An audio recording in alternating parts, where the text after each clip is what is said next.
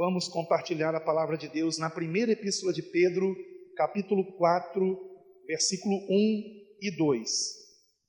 Ora, pois, já que Cristo padeceu por nós na carne, armai-vos também vós com este mesmo pensamento, que aquele que padeceu na carne já cessou do pecado, para que, no tempo que vos resta na carne, não vivais mais segundo as concupiscências dos homens, mas segundo a vontade de Deus.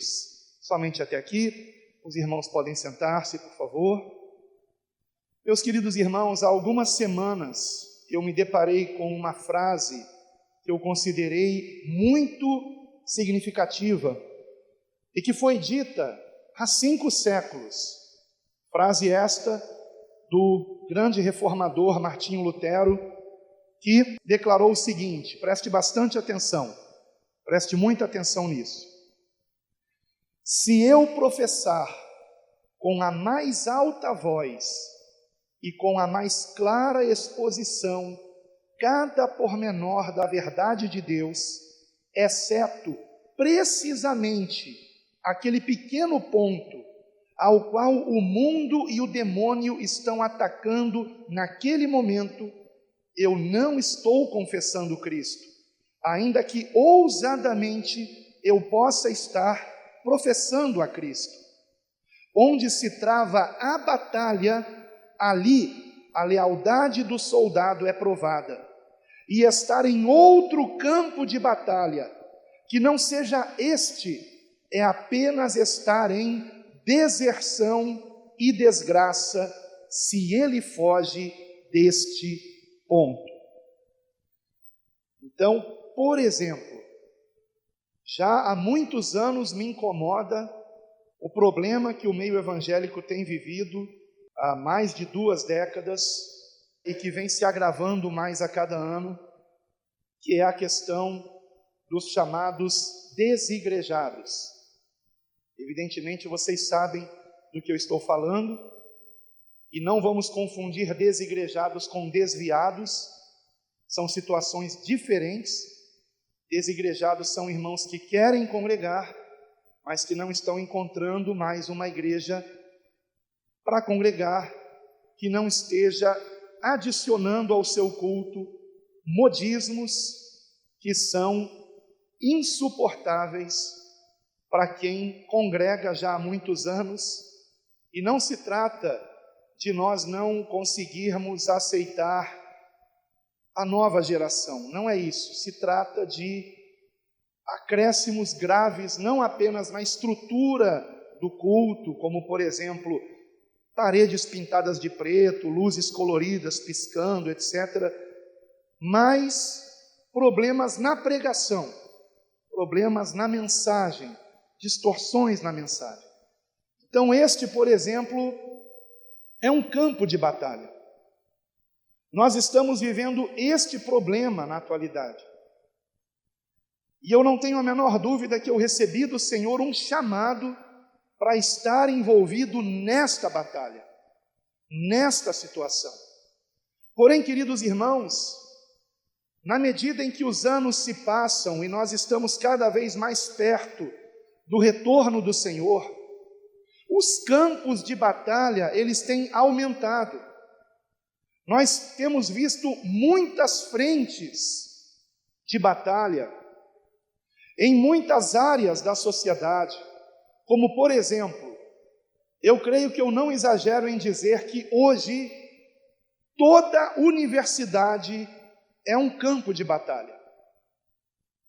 Em toda universidade, em qualquer que seja o ramo de estudo, há professores que misturam com as suas aulas ideologias anticristãs.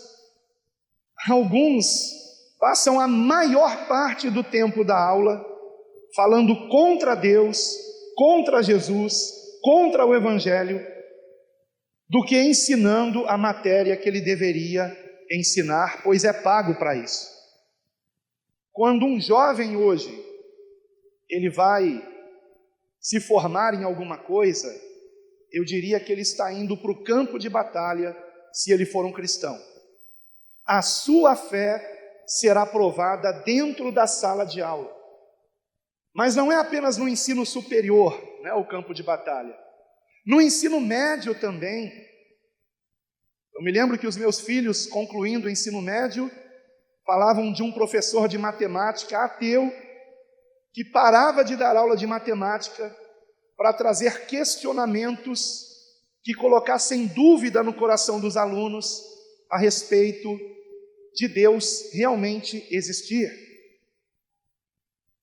E os meus filhos, tanto o Felipe quanto o Gabriel, me contavam a respeito desse professor.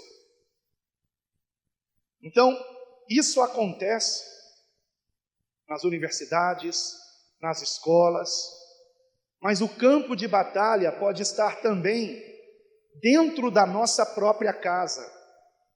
E eu não me refiro apenas aos seus familiares que ainda não são de Cristo, mas eu me refiro a se ligar a um aparelho de televisão e ficar ali sentado, sendo bombardeado com ideologias anticristãs que podem vir para dentro da nossa casa através de filmes, novelas, até desenhos animados e noticiários também.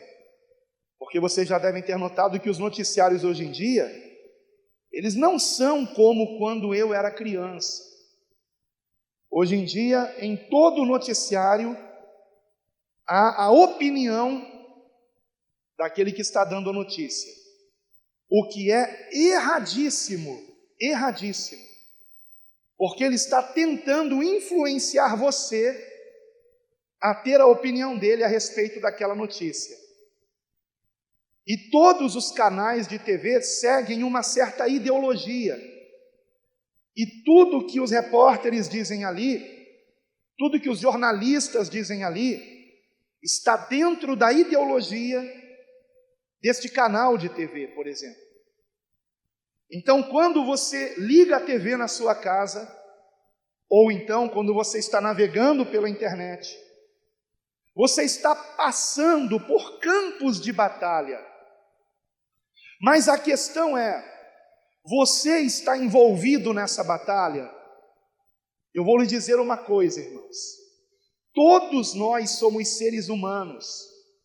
E como seres humanos que nós somos, todos nós somos seres influenciáveis. Nós podemos ser influenciados. E cabe a mim e a você escolher quem vai lhe influenciar, eu escolher quem vai me influenciar. Você é livre para decidir. Se você ficar assistindo os programas de um certo canal de TV, na verdade não importa o canal, todos eles, você está se permitindo ser influenciado por isso. E quando você cursa algum tipo de faculdade, se você estiver perante um professor que no meio da aula ele começa a falar da sua crença, que é contrária à nossa, ele está tentando também influenciar você. E por que ele quer fazer isso? Você já parou para se perguntar? O que há por trás disso? Qual é o objetivo dele? Qual é o objetivo desse professor?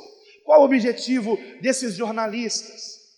Qual é o objetivo dos autores dos filmes, das novelas? Por que eles estão fazendo isso? Porque eles querem um mundo sem Deus. Um mundo sem Jesus Cristo. Porque eles querem continuar pecando sem peso na consciência. E se nós ficarmos permitindo sermos influenciados, nós podemos acabar não vendo mais, em primeiro lugar, o pecado com a gravidade que ele tem, e vamos entrar para a turma do tem nada a ver. Como vocês sabem que hoje muitos que se dizem cristãos aceitam comportamentos completamente inadequados para um servo de Deus, dizendo que não tem nada a ver, que não tem nada a ver. E como é que eles estão tendo a mente deles assim deturpada? Porque estão sendo influenciados. Alguém que, por exemplo, vai a um cinema, aquele ambiente todo escuro, aonde ele não pode falar, ele não pode tossir, ele não pode espirrar, ele tem que ficar quietinho, olhando para frente, olhando para o filme, não pode se levantar. É o ambiente perfeito para as pessoas passarem por uma completa lavagem cerebral. E isso acontece em todas as salas de cinema, e isso pode estar acontecendo dentro da sua própria casa, através daquilo que você tem se permitido colocar diante dos seus olhos e a mensagem ser falada aos seus ouvidos. Você já percebeu que em todos os filmes Deus não está presente? E quando está, é para ser zombado, ridicularizado? Você já percebeu que, com exceção das histórias de terror, todas as demais terminam com um final feliz, porém sem Deus? Sem Deus. Ninguém orou a Deus, ninguém leu a Bíblia, mas o final é feliz. Agora pense, essas parábolas de Satanás sendo contadas dia após dia, semana após semana, mês após mês, sabe o que isso faz com você? Faz com que você se acostume com a mentira de que a sua vida pode ser feliz sem Deus. É uma mentira. Precisamos orar, precisamos meditar na palavra, precisamos conhecer a vontade de Deus e andar nesse caminho. Agora, se você precisa estar diante de um professor que vai tentar convencer você de que o pecado não tem nada a ver, de que Jesus é um mito e de que Deus nunca existiu, então você precisa estar armado. Você precisa estar preparado para a batalha. E eu vou te dizer uma coisa: mesmo que você não esteja em uma universidade, mesmo que você já tenha concluído o ensino médio, o seu local de trabalho pode ser um campo de batalha. E como eu já disse, dentro da sua casa você pode estar num campo de batalha, não por você assistir TV, mas por familiares seus já estarem contaminados com a ideologia pecaminosa desse mundo que jaz no maligno, e ficar tentando convencer você de que o pecado não tem nada a ver, de que você não precisa orar tanto, não precisa meditar tanto na palavra. O campo de batalha acontece quando nós menos esperamos. E nós precisamos estar preparados todo o tempo, porque do contrário, repito, seremos influenciados sem sequer nos darmos conta disso. O que é pior, sem sequer nos darmos conta do quanto o mundo está nos influenciando, porque diariamente somos bombardeados com mensagens de ideologias satânicas, que são embrulhadas de uma forma tão bonita, parece ser algo tão inocente, mas que na verdade ali está o veneno, ali está aquilo que vai contaminar o seu coração. E esses ataques se intensificam na medida em que nós nos aproximamos do retorno do Senhor. Então, precisamos estar armados, queridos irmãos. porque não podemos fugir do campo de batalha. Então não nos resta outra alternativa, amados. Não podemos fugir do campo de batalha, porque, como disse Lutero há cerca de 5 séculos atrás, se nós fugirmos do campo de batalha, ainda que nós venhamos dizer que somos cristãos, nós não estamos realmente sendo cristãos, porque estamos sendo covardes, e a palavra diz que os covardes não herdarão o reino de Deus. E no texto que nós lemos, irmãos, existe um imperativo, uma palavra de ordem para nós, deixada pelo Senhor através do apóstolo Pedro na sua primeira epístola. No versículo 1, nós encontramos esta palavra logo no início do versículo: ora, pois, já que Cristo padeceu por nós na carne, armai-vos. Armai-vos. Eu até sublinhei essa palavra aqui na minha Bíblia, quando em um encontro nos lares na casa de Dorval e Cláudia, nós estávamos meditando aqui nesse capítulo e a irmã Rosana lhe chamou a atenção essa palavra aqui, e eu sublinhei essa palavra que não saiu mais do meu coração.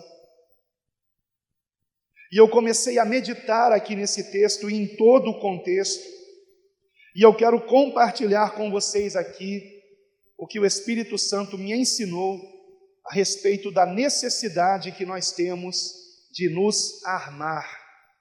É claro que eu não estou falando de nos armarmos fisicamente, claro que não. O próprio texto, ele nos diz a respeito do que ele está falando. Ele especifica onde é que nós temos que estar armados: no pensamento. No pensamento, no nosso pensar.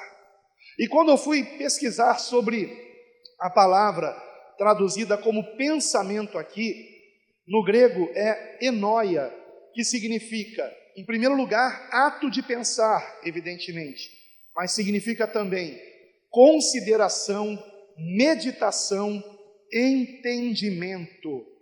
Entendimento. Portanto, a questão é: o que nós precisamos entender para que estejamos armados, irmãos, no nosso pensamento? O que nós precisamos entender para que, devidamente armados, não importa o campo de batalha que nos encontremos, consigamos não sermos atingidos pelos dardos inflamados do maligno? O que nós precisamos ter em mente? Qual o entendimento que precisamos alcançar? E o próprio texto revela também. O que nós precisamos entender é, em primeiro lugar, que Cristo padeceu por nós na carne. E em segundo lugar, que aquele que padeceu na carne cessou do pecado. O texto é bem claro em relação a isso. É isto que nós precisamos entender para que estejamos armados em nosso pensamento. Duas coisas precisamos entender. Vamos ler aqui novamente o versículo 1 e 2, para um melhor entendimento. Ora, pois, já que Cristo padeceu por nós na carne, armai-vos também vós com este mesmo pensamento, que aquele que padeceu na carne já cessou do pecado, para que, no tempo que vos resta na carne, não vivais mais segundo as concupiscências dos homens, mas segundo a vontade de Deus. Duas coisas precisamos entender, e ambas estão no versículo 1. Primeiramente, que Cristo padeceu por nós na carne. E em segundo lugar, que aquele que padeceu na carne cessou do pecado. Porém, irmãos, talvez você tenha notado que eu também percebi. que há algo estranho, não na primeira, mas na segunda frase. Porque o versículo 1 está se referindo a Cristo. E ele diz que Cristo padeceu por nós na carne. Amém? Mas depois ele declara que aquele que padeceu na carne cessou do pecado.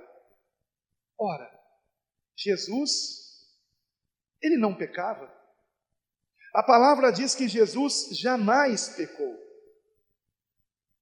Então, há algo aqui nesse texto que nós precisamos compreender e que certamente aqueles para quem Pedro a princípio havia escrito compreendiam muito bem e compreenderam o sentido correto de cessou do pecado.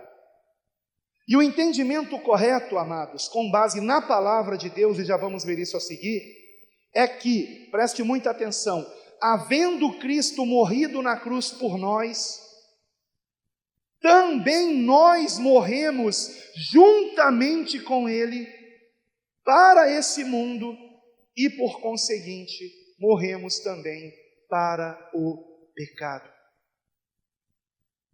Cristo jamais pecou, mas na sua morte na cruz, nós somos atraídos a Ele pela fé, e tendo Ele morrido por nós, para que de fato nós tenhamos nossos pecados por Ele redimidos, através do seu sangue, precisamos compreender que Ele morreu a nossa morte.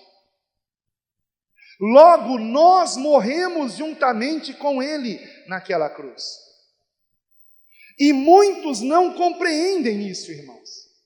E por não compreenderem isto, ainda ficam titubeando com as coisas desse mundo, atraídos pelas iscas que Satanás cria para tentar nos fisgar, nos corromper, nos levar à condenação eterna.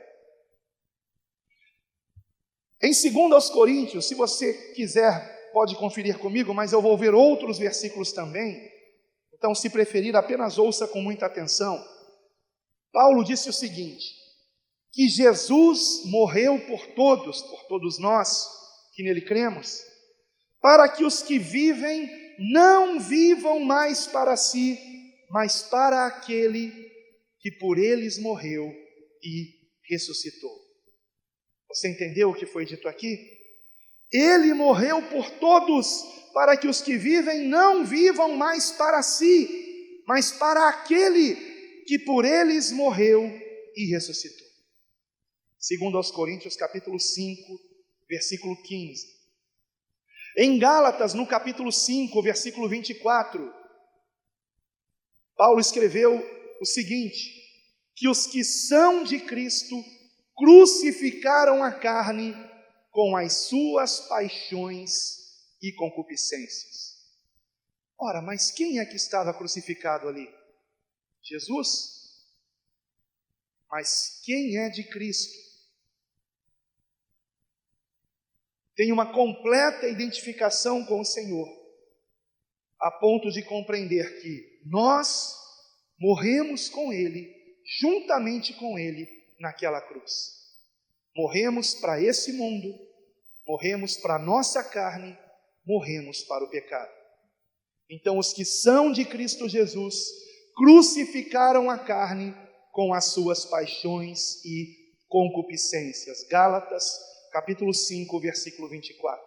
No capítulo 6, esse mesmo livro, Paulo dirá, mas longe de mim esteja gloriar-me, a não ser na cruz de nosso Senhor Jesus Cristo, pelo qual o mundo está crucificado para mim e eu para o mundo.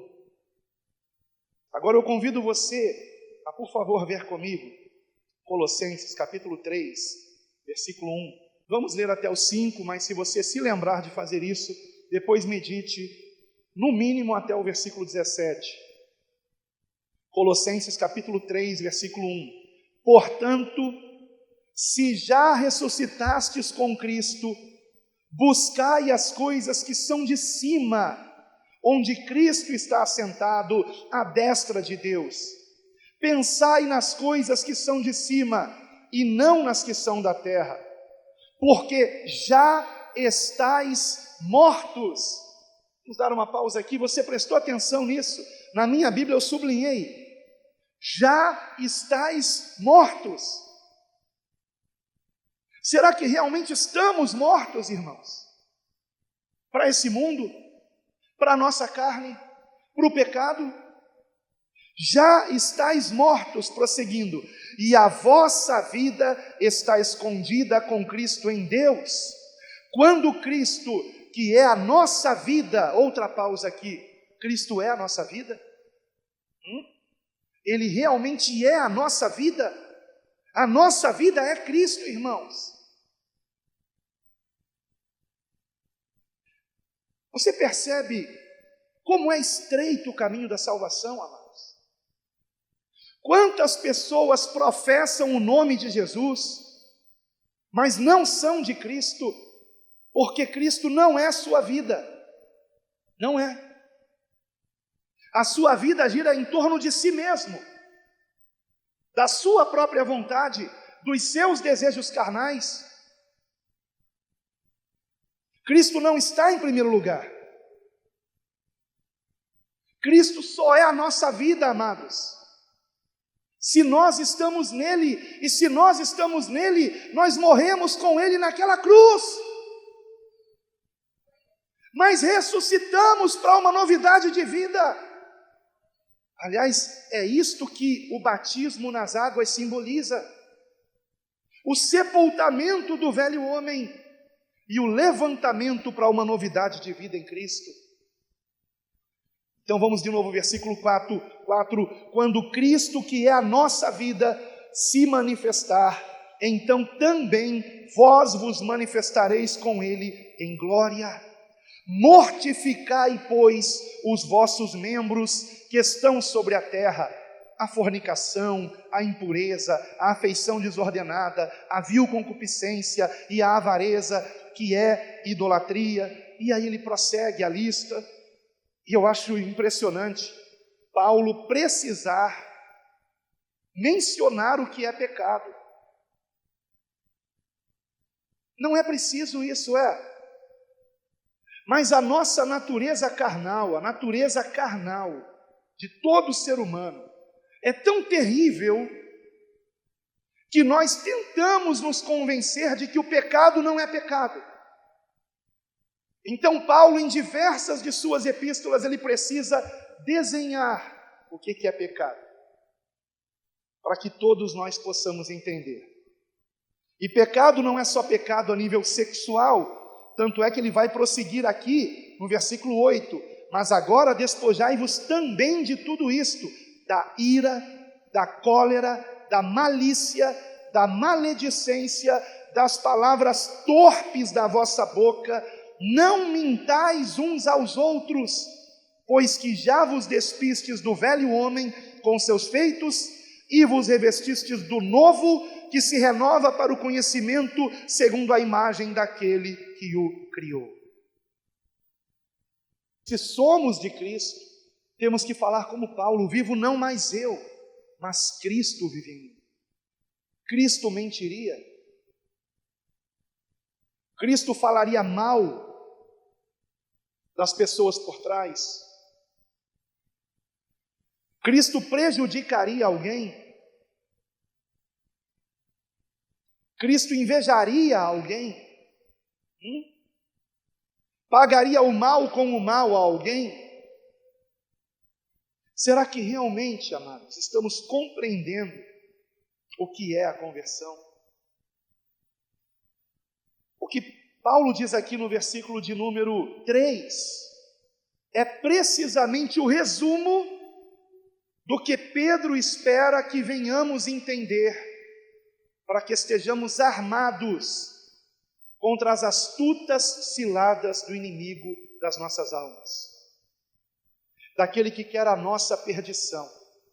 E o resumo disto é: já estamos mortos e a nossa vida está escondida com Cristo em Deus. Já estamos mortos e a nossa vida está escondida com Cristo em Deus. Voltemos para 1 Pedro, por favor, capítulo 4, versículo 1. Ora, pois que já Cristo padeceu por nós na carne, em algumas versões sofreu por nós na carne, armai-vos também vós com este mesmo pensamento, que aquele que sofreu na carne já cessou do pecado, para que no tempo que vos resta na carne, não vivais mais segundo as concupiscências dos homens, mas segundo a vontade de Deus. Como vivermos segundo a vontade de Deus, nesse tempo de tanta tentação, nesse tempo de tanto bombardeio na nossa mente? Como vivermos segundo a vontade de Deus, tendo este pensamento, nos armando disto, em primeiro lugar, o que está escrito no final do versículo 1, que aquele que padeceu na carne já cessou do pecado. Eu aprendo aqui, irmãos, com esses 2 versículos, 3 atitudes práticas que nos armam contra as investidas cada vez maiores do maligno. E a primeira delas é o entendimento de que, se realmente somos de Cristo, a nossa carne tem que se submeter ao Espírito. Andai em Espírito e jamais satisfareis as concupiscências da carne. Sabe qual é o problema da igreja cristã do século 21? É que ela se acostumou com o pecado. Todos pecam.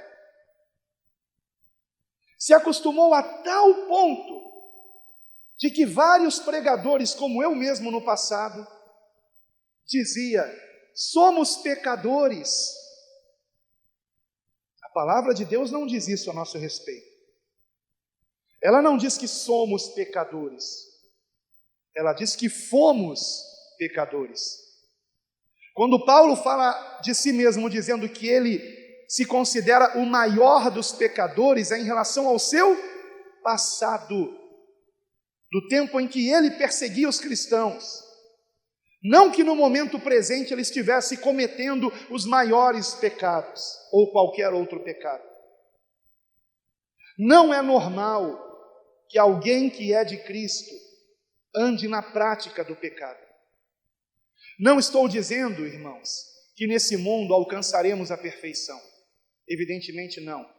Mas que isto não seja desculpa para continuarmos no pecado. Porque quando nós meditamos na palavra de Deus, especialmente no livro de Atos dos Apóstolos e nas epístolas, nós encontramos servos de Deus que não somente fugiam do pecado, mas também de toda aparência do mal. De modo que Paulo orientava Tito e Timóteo que, para escolher alguém não somente para pastorear as ovelhas do Senhor, mas até mesmo para o diaconato, tal pessoa precisava ser irrepreensível. Sabe o que significa irrepreensível? Que não tenha uma repreensão sequer contra essa pessoa. Nada em sua conduta que lhe desabone, para servir como diácono ou para servir como pastor. E todos nós, irmãos, precisamos andar dessa forma, irrepreensíveis para a glória de Deus. Não através da nossa carne, porque a nossa carne está morta em Cristo. Evidentemente o que eu estou falando aqui é um mistério, irmãos, um mistério da fé. A nossa carne já está morta. Nós já descemos à sepultura no dia do nosso batismo. Já morremos. e já ressuscitamos em Cristo para uma novidade de vida. Porém, se nós não compreendemos isso, não estamos devidamente armados para a batalha e continuamos olhando para a nossa carne como se ela vivesse. Não! Nós já morremos para as nossas vontades, para esse mundo. Só que muitos resistem a isso, não é verdade?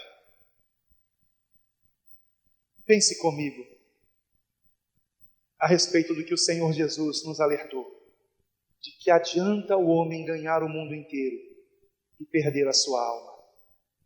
De que adianta? A partir do momento em que nós compreendemos que estamos nesse mundo de passagem, a ponto de Pedro dizer a nosso respeito, queridos irmãos, no capítulo de número 2, versículo 11, que somos peregrinos e forasteiros. Quando compreendemos isso, se torna até algo ilógico nós vivermos para conquistar coisas nesse mundo, sendo que o principal é o tesouro que a traça não corrói, que a ferrugem não destrói, é o tesouro celestial, que é Cristo. Cristo.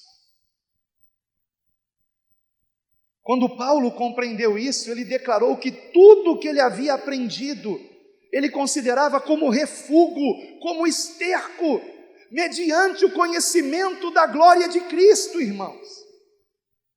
Crescermos na compreensão da graça que há em Cristo Jesus. Rico aos olhos de Deus não é quem mais acumula, rico aos olhos de Deus é quem mais doa, é quem mais compartilha, é quem mais ajuda, é quem mais se sacrifica pelo seu próximo, para ajudá-lo. Lembrando que de nada adianta termos o que comer e vestir, se não tivermos Cristo. Então, quando ajudamos alguém, temos que também falar de Cristo para ele. E muitas vezes não falamos, irmãos. Muitas vezes não falamos. Então, em primeiro lugar, esse entendimento nos faz cessar com o pecado, porque morto não peca. E a respeito disso, escrevendo aos Romanos no capítulo 6, versículo 2, Paulo disse: como viveremos ainda no pecado, nós, os que para ele morremos? Como viveremos ainda no pecado, nós, os que para ele morremos? Então, em primeiro lugar, quando nós entendemos que já estamos mortos com Cristo naquela cruz, cessamos com o pecado. E quando nós não cessamos com o pecado é porque nos esquecemos disso.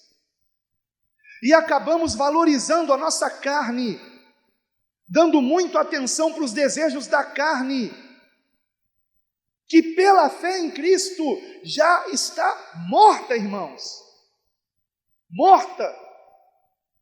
Em segundo lugar, quando nós compreendemos, irmãos, o que está revelado em 1 Pedro capítulo 4, versículo 1, e eu quero chamar a sua atenção para o início do versículo 1. Ora, pois, já que Cristo padeceu por nós, Cristo padeceu por nós. Esse padeceu, eu espero que você compreenda, morreu por nós, sofrendo por nós.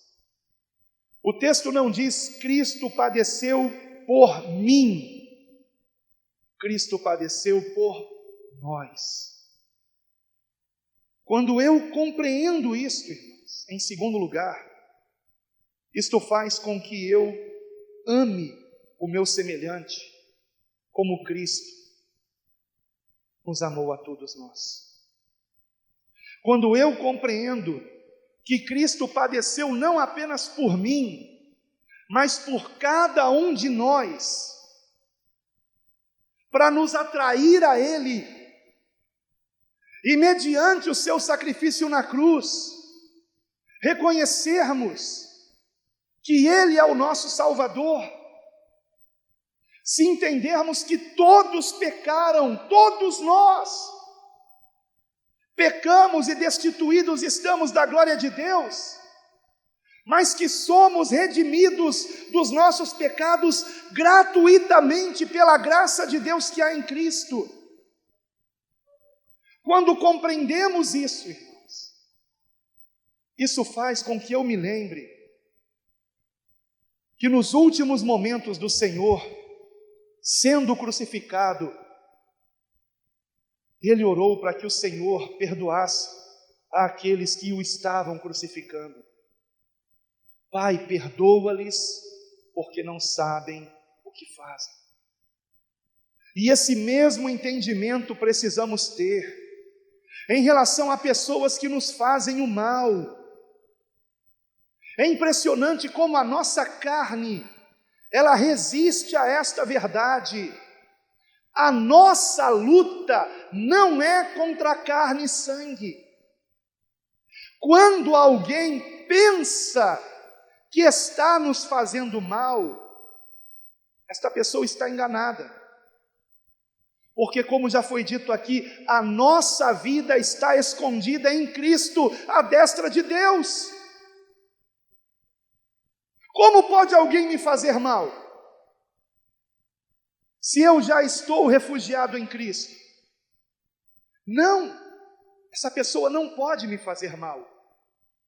Essa pessoa só pode fazer mal a ela mesma. Porque a palavra nos ensina esse princípio espiritual universal. Aquilo que o homem semear, isso mesmo ele colherá. Então, quando alguém faz um mal a você, essa pessoa está fazendo mal a si mesma, porque o mal que ela está semeando, ela vai colher. E isto só fará mal a você se tornar você uma pessoa má. Vamos entender isso? Ninguém pode me fazer mal, a menos que o mal que essa pessoa faça tire de mim uma reação má. Esta é a verdade. E as pessoas que tentam nos fazer mal e que só nos farão mal se a nossa reação for má, uma reação vingativa, uma reação de pagar o mal com o mal, essas pessoas, elas, ainda que não saibam, elas estão sendo influenciadas por Satanás, influenciadas pelo Espírito que agora opera nos filhos da desobediência.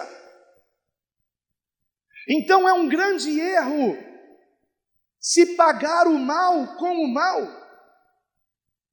porque quem ganha com isso é Satanás, que na verdade é o autor desse mal. Foi aquele que colocou no coração dessa pessoa o desejo de nos prejudicar. E se a nossa reação é prejudicar essa pessoa também, quem é que aplaude isso? O diabo. Temos que ter esse entendimento. E quando temos esse entendimento, estamos armados diante daquele professor que deveria estar ensinando física, mas ele está ensinando ateísmo. E ao invés de eu ficar com raiva daquele professor, eu ficarei com um sentimento de misericórdia a respeito dele. E ao invés de desejar o mal àquele professor, eu vou orar por ele, como Jesus nos ensinou: orai pelos que vos perseguem. Orar para que ele morra? Sim, mas morra para esse mundo, morra para o pecado, morra para a sua carne, conhecendo a Cristo como seu único Senhor e Salvador, e venha ressuscitar para uma novidade de vida em Cristo, a ponto de um dia aquele inimigo eu poder chamar de irmão. Aleluia! Quando temos esse entendimento, irmãos, nós amamos o nosso semelhante, como Cristo nos ensinou a amar. Foi por isso que Jesus disse: amai os vossos inimigos, porque os nossos inimigos são cativos de Satanás, precisam de oração, precisam de libertação. Nós não devemos atacá-los, nós não devemos pagar o mal que nos fizeram com mal algum. Porém, só estamos devidamente armados se temos esse pensamento. Você tem esse pensamento? Um morto reage a uma agressão? Não, já está morto. Ele não tem como reagir a uma agressão. Por isso Jesus disse: quando te baterem numa face, ofereça outra. Não pague o mal com o mal. Se te obrigarem a caminhar 1 milha, caminhe 2. E assim nós conseguimos alcançar o mais duro coração, pela perseverança em amar, em perdoar, em fazer o bem e, sobretudo, em orar para que essas pessoas se convertam a Cristo. Muitos conhecem de cor João 3,16. Podemos falar juntos? Porque Deus amou o mundo de tal maneira que deu o seu Filho unigênito, para que todo aquele que nele crê não pereça, mas tenha a vida eterna. Agora, quanto será que tem decorado 1 João 3,16? Que diz assim: nisto conhecemos o amor. Será que alguém consegue falar junto comigo sem ler? Nisto conhecemos o amor, que Cristo deu a sua vida por nós, e nós devemos dar a nossa vida pelos irmãos. Ele deu a nossa vida por nós, para que venhamos nós também dar a nossa vida pelos nossos irmãos, pela salvação do nosso próximo. Doação, irmãos. Então, quando temos o entendimento do que está em 1 Pedro 4, versículo 1, em primeiro lugar, vamos cessar com o pecado. E em segundo lugar, vamos amar como Cristo nos amou, porque Ele padeceu, Ele sofreu por todos nós. Ele sofreu por aquela pessoa que lhe persegue, que lhe maltrata, e ela só está viva porque o Senhor está dando chance a ela de se arrepender, porque quer que ela seja salva. Deus não tem prazer na morte do ímpio, irmãos.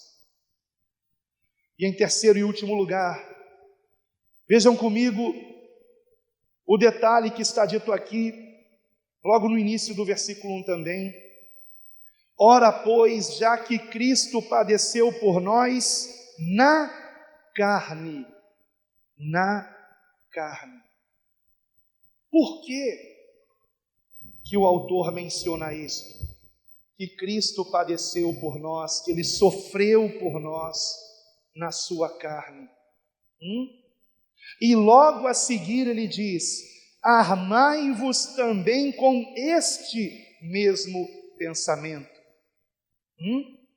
Que Cristo sofreu por nós na carne, e depois ele acrescenta que aquele que padeceu na carne já cessou do pecado. Mas ele mencionou especificamente que sofreu na carne. Por quê, irmãos?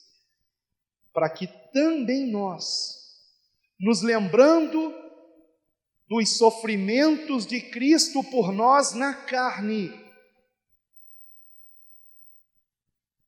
tendo sido esbofeteado, cuspido, açoitado, tendo sido colocado em sua cabeça uma coroa não de ouro, mas de espinhos, que adentrou em seu crânio com pauladas, tendo que carregar uma cruz, tendo que nela ser não somente amarrado, mas preso, através de cravos que entraram em suas mãos e seus pés. Quando nós nos lembramos que assim o Senhor sofreu por nós, pela nossa salvação, nós estamos também prontos para sofrermos por Ele. E aqui está o ápice desse entendimento e de um verdadeiro convertido a Cristo. Um verdadeiro convertido a Cristo, não apenas ele não teme a morte, mas ele deseja partir desse mundo como um mártir, como alguém que deu a sua vida pelo Senhor, como o Senhor deu por ele também a sua vida. Que nós tenhamos esse entendimento.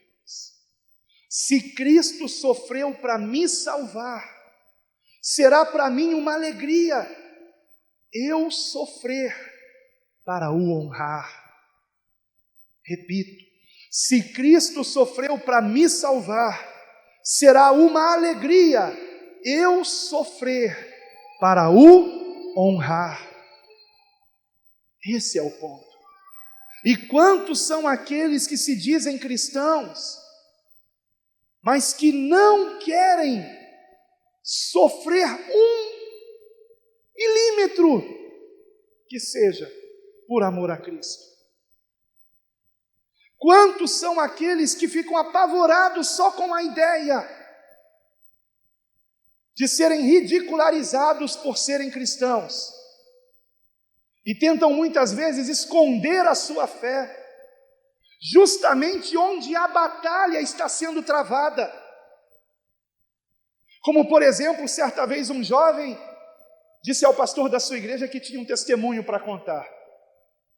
E o pastor não teve o cuidado de primeiro ouvir o que aquele jovem queria contar e o chamou para contar o testemunho, e o jovem disse: o meu testemunho é que eu fiquei mais de 1 ano servindo o exército e ninguém me perseguiu, porque ninguém descobriu que eu era crente. Oh, glória! Quantos são aqueles que escondem a sua fé para não serem ridicularizados, para não serem zombados? E agora eu me lembro que meu sobrinho Moisés está servindo como paraquedista, não é, meu amor? Ele não escondeu a sua fé.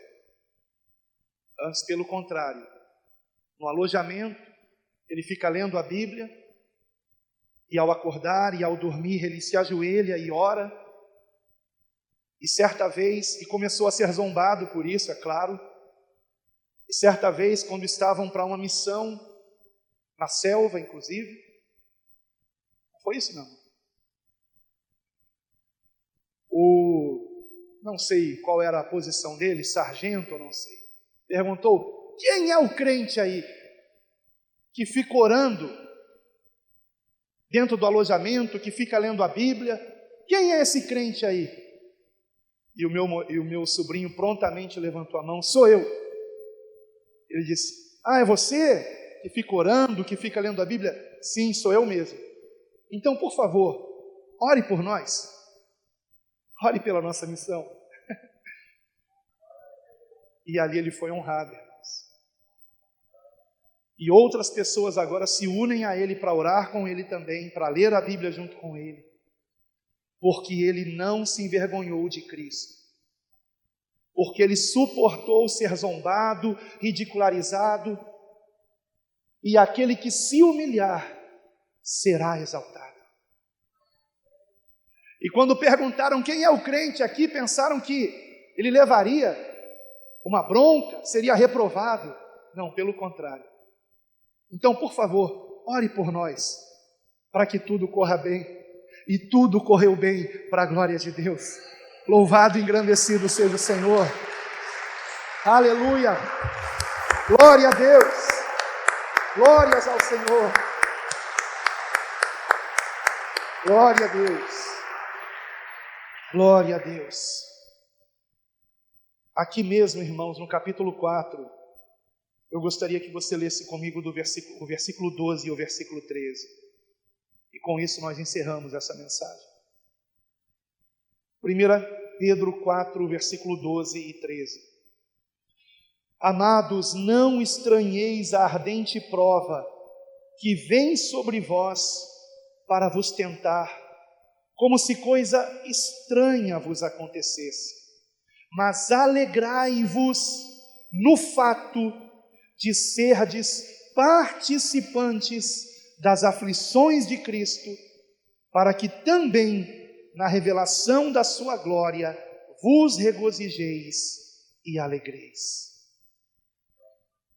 Se zombarem de nós, se nos ridicularizarem, se nos perseguirem, se nos afligirem, se até mesmo vierem nos espancar, que a nossa reação seja de alegria, porque o Senhor nos está considerando dignos de sermos participantes das suas aflições, dos seus sofrimentos, de estarmos identificados com Ele a tal ponto de, assim como Simão Cirineu, também podermos carregar a sua cruz. Queridos irmãos, se há alguém na Bíblia que eu gostaria de ser, é Simão Cirineu. Não Pedro, não Paulo, não qualquer outro personagem bíblico, mas Simão Cirineu. Por quê? Porque ao carregar a cruz de Cristo, ele foi o primeiro a ser banhado pelo seu sangue. Você já pensou nisso? Que Simão Cirineu, ajudando o Senhor a carregar a cruz, ele foi o primeiro a ser banhado com o seu sangue. E sabe o que eu aprendo com isso? Que para que sejamos lavados pelo sangue de Jesus, não podemos rejeitar a sua cruz, não podemos rejeitar o sofrimento, não podemos fugir do campo de batalha. Portanto, ao invés de fugir do campo de batalha, esteja armado com este pensamento, que Cristo sofreu por nós na carne. E como nós fazemos parte do corpo de Cristo, a continuação diz respeito a nós, que aquele que sofreu na carne já cessou do pecado. Que nós entendamos, irmãos, que não podemos continuar no pecado, porque se Jesus morreu na cruz por causa dos meus pecados, como posso eu continuar pecando?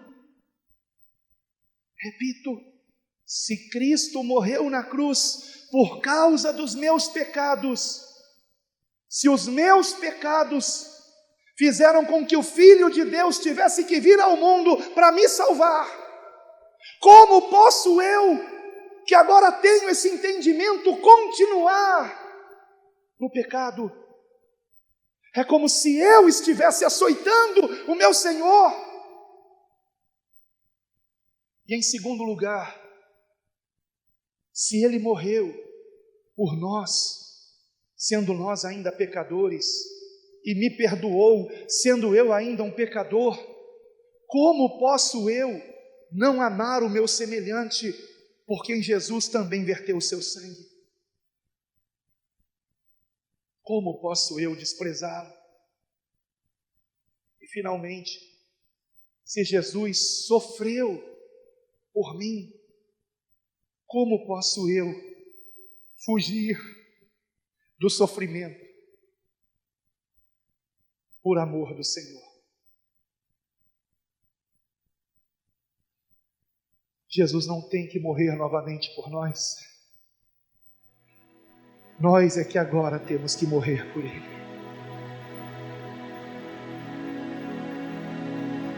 E a Deus toda a glória.